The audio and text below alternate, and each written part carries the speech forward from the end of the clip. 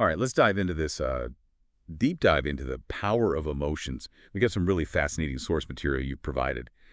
Today, we're going to be uncovering how understanding emotions can help you make better decisions, build stronger relationships, and really just navigate your world more effectively. You ever make a choice and think, why did I do that? Hmm. Chances are your emotions were kind of pulling the strings more than you even realized.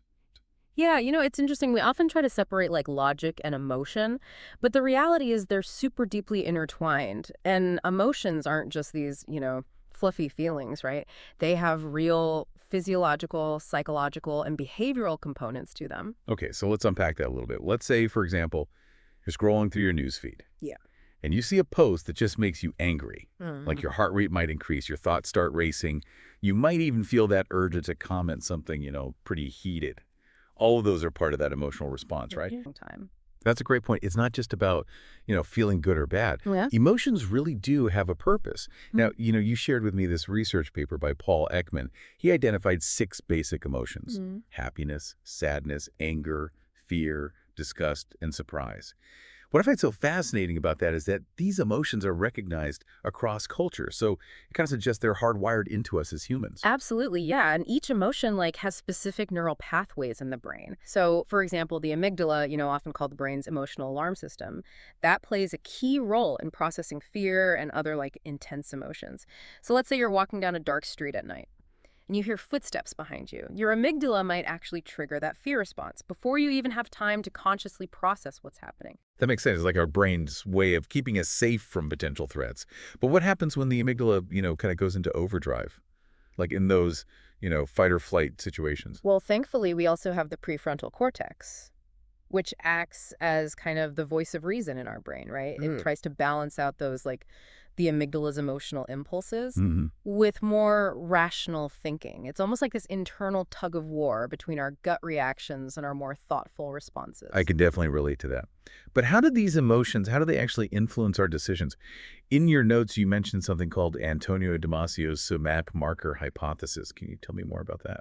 Yeah, so basically, Damasio suggests that emotions attach feelings to memories and experiences, and they act as these shortcuts in our decision-making process.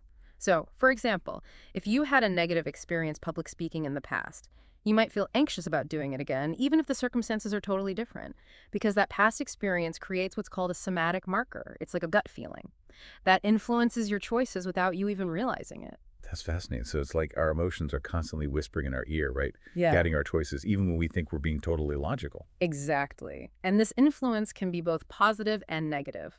Positive emotions like joy and contentment can broaden our thinking, make us more creative and open to new experiences. But negative emotions, like fear and anxiety, can narrow our focus, making us more cautious and risk averse. And while that can be helpful in dangerous situations, it can also lead to more impulsive decisions if we're not careful. So, in a way, our emotions are kind of like a double-edged sword. We need them to navigate the world, but they can also lead us astray if we're not, paying attention. This makes me think about, you shared a study about how happiness can actually lower critical thinking, Yeah. leading to more impulsive choices. I never would have thought being happy could have a downside. It's kind of a fascinating paradox, right? It seems that when we're feeling happy, we're more likely to go with our gut and kind of indulge in immediate gratification, even if it might not be the most rational choice in the long run. Think about those impulse purchases you make when you're on vacation and feeling carefree. That's like that happiness bias in action. Okay, so we definitely need to be aware of those emotional traps. Mm-hmm. In the next part of our deep dive, we're going to uncover some practical steps for actually harnessing the power of emotions and using them to our advantage. Stay tuned because this is where it gets really interesting. All right, welcome back. So now that we've explored, the complex nature of emotions, let's dive into some practical strategies for actually harnessing their power. We've established that emotions are powerful, right? But that doesn't mean we're at their mercy. Okay, that's reassuring. So how do we go from, being overwhelmed by our emotions to actually being in control? Well, one of the most effective strategies is something called emotional labeling. It sounds pretty simple, but many of us just react to our emotions without ever really truly acknowledging them. I know I'm guilty of that. Sometimes I just get caught up in this wave of frustration and don't even take a moment to like figure out why I'm feeling that way. Yeah, that's where emotional labeling comes in. Instead of just reacting, pause for a moment and actually try to name the emotion you're experiencing. Just say to yourself, I'm feeling stressed or I'm feeling overwhelmed. You shared an article with me about mindfulness, and I'm wondering if this ties into that practice of becoming more aware of our internal state. Would you say that emotional labeling is a form of mindfulness? It absolutely is. By consciously labeling our emotions, we kind of create a space between the feeling and our reaction.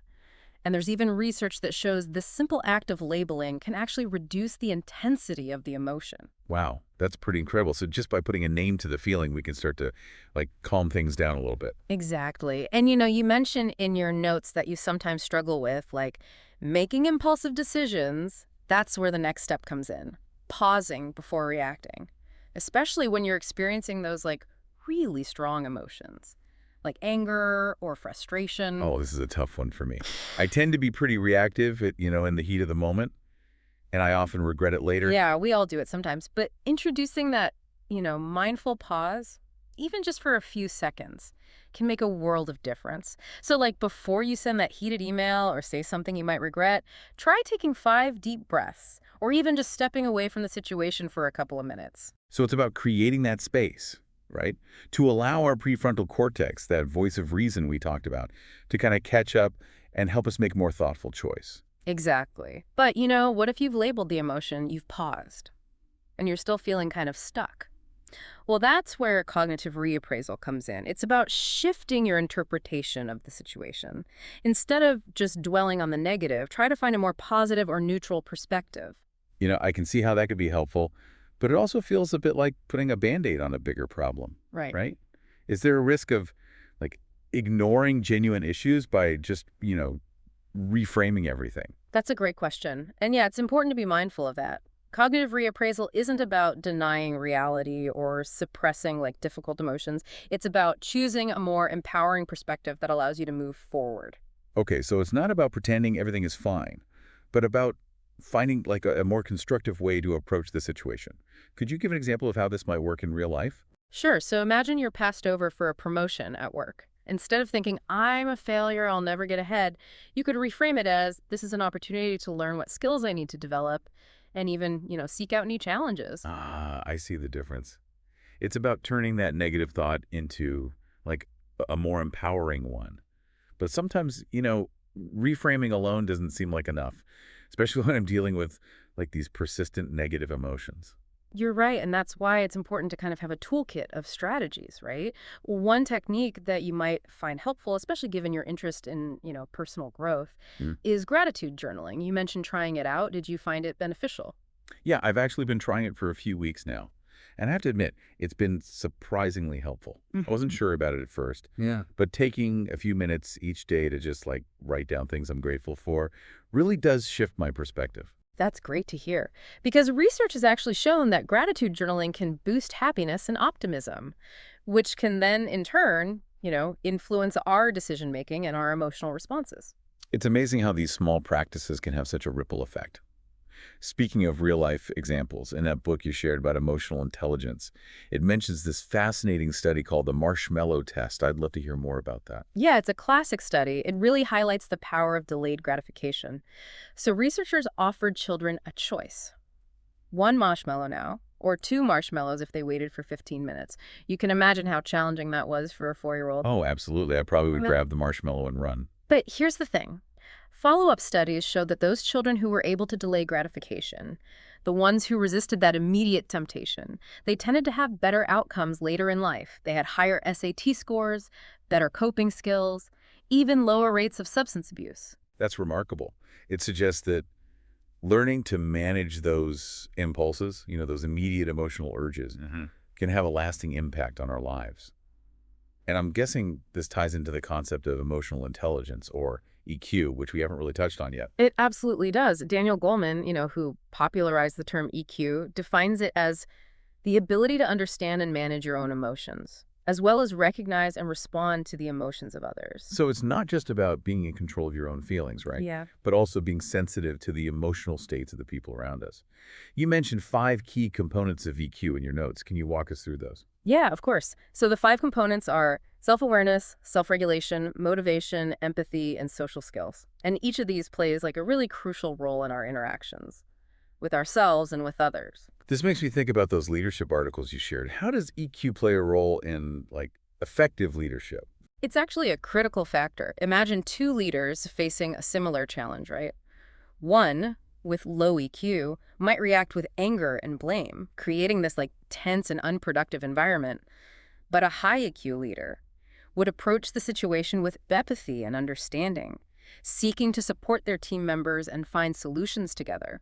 It sounds like the difference between a boss and a leader. Right. One relies on, like, fear and authority, while the other inspires and empowers. Yeah, that's a great way to put it. And these skills aren't just valuable in the workplace. They're essential for building like strong personal relationships as well. So imagine dealing with a friend who's going through a tough time, right?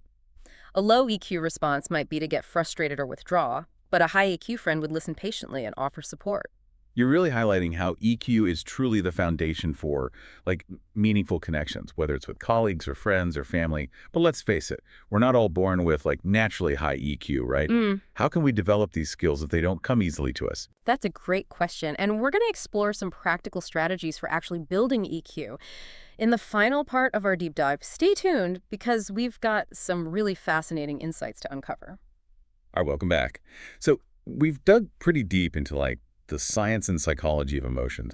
And I'm really excited now to explore, how this knowledge can be applied in our everyday lives. We've all heard that saying, like, it's all about who you know.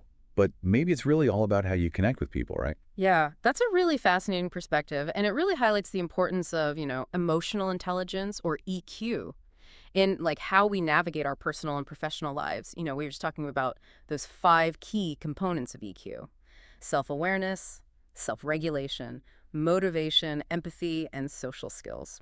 So let's actually dive a little deeper into how those play out in like real world situations. Well, you mentioned, you see examples of EQ or the lack thereof, All the time. right? What are some, like, specific instances that come to mind for you? Well, think about those times, you've been stuck in traffic and somebody cuts you off, right?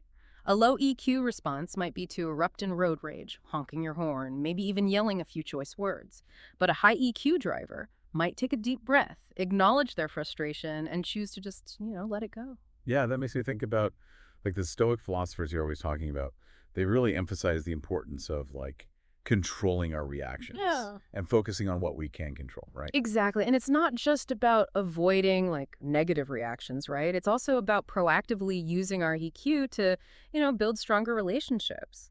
In the workplace, for example, a high EQ leader might notice that a team member seems like withdrawn or stressed. And instead of ignoring it or jumping to conclusions, they might check in with that person, offer support, and just create like a space for open communication. That reminds me of that book you shared about emotional intelligence in the workplace. Mm. It really emphasized the importance of creating, like, psychologically safe environments where people feel, like, comfortable speaking up and sharing their ideas. It seems like EQ is really at the heart of that. Oh, absolutely. When leaders actually model empathy and emotional regulation, it creates this ripple effect throughout the organization. And people feel more connected, supported, and, just empowered to do their best work. But it's not just about leadership, though. These skills are so essential in any relationship. You shared that personal story with me about a time when your friend was going through, like, a really difficult divorce. And you mentioned that instead of offering advice or trying to fix the situation, you just listened with empathy and offered your support. That's right. Sometimes, like, the most powerful thing we can do is just be present for someone, validate their feelings, and let them know they're not alone. It can be tempting to, jump in with solutions or try to cheer someone up, but often what they really need is just that safe space to process their emotions. Yeah, that's such a valuable reminder. It makes me realize that sometimes even our good intentions can, like, get in the way of Okay. truly connecting with someone on an emotional level. We've talked a lot about the positive aspects of EQ, but you also mentioned that our emotions can be used against us, right? Particularly in advertising. Yeah, that's right. Advertisers are really masters at tapping into our emotions to kind of Mhm. influence our purchasing decisions. Think about those commercials that feature like adorable puppies or, heart-wrenching stories. They're designed to evoke those strong emotional responses that make us more likely to buy their product, even if we don't logically need it. I'm so guilty of falling for that. It's like How? they know exactly which buttons to push to get us to, reach for our wallets. It's not by accident. They use Yeah. really sophisticated techniques to trigger those feelings of, nostalgia or fear or joy or even desire. Hmm. And because our emotions are so powerful, they often override our, more rational decision-making processes. So how can we, protect ourselves from being manipulated by these emotional appeals? Well, awareness is key. So when you see a commercial or like an ad online, take a moment to ask yourself, what emotions is this trying to evoke in me? Is this a genuine need, or am I just being swayed by, clever marketing?